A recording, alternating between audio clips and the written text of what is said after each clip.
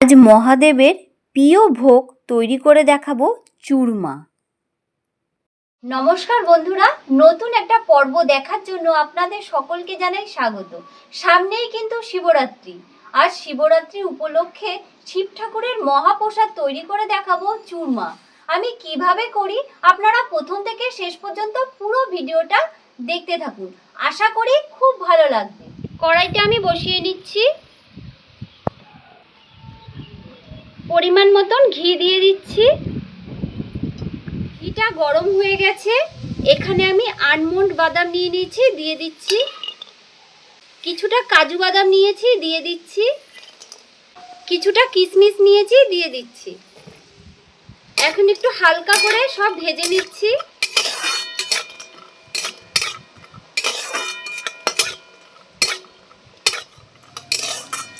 হালকা করে ভেজে নিয়েছি, এখন আমি তুলে নিচ্ছি। ঠিক এইভাবে ভেজে নিয়েছি, এখন আমি তুলে নিচ্ছি।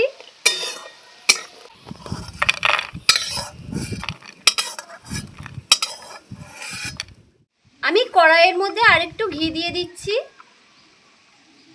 আজকে কিন্তু চুরমাটা ঘি দিয়েই হবে, আমি কিন্তু এর মধ্যে কোনো জল ব্যবহার করব না। একটা তেজপাতা দিয়ে দিচ্ছি, 3টে এলাচ মুখ ফাটিয়ে নিয়েছি, দিয়ে দিচ্ছি। এখানে আমি 1 বাটি আটা নিয়েছি, দিয়ে দিচ্ছি।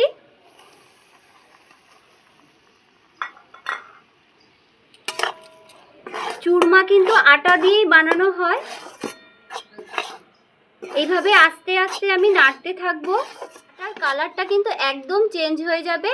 আর যদি একটু ঘি লাগে তাহলে কিন্তু আমি এর মধ্যে আরেকটু ঘি দিয়ে নেব। আর এই সময় আগুনটা কিন্তু একদম কমিয়ে দিতে হবে, বেশি আগুন দিলে কিন্তু আটাটা তাড়াতাড়ি পুড়ে যাবে, খেতে কিন্তু একদম ভালো লাগবে না। এইভাবে অনবরত নাড়তে হবে।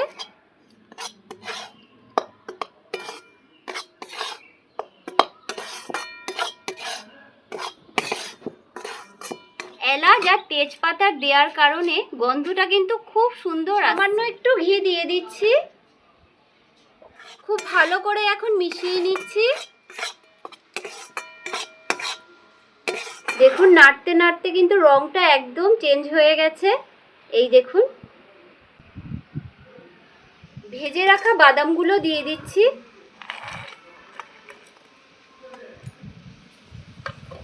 খুব ভালো করে এখন মিশিয়ে নেব।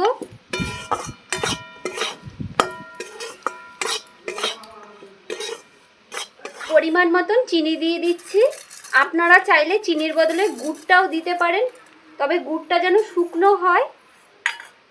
খুব ভালো করে এখন মিশিয়ে নিচ্ছি।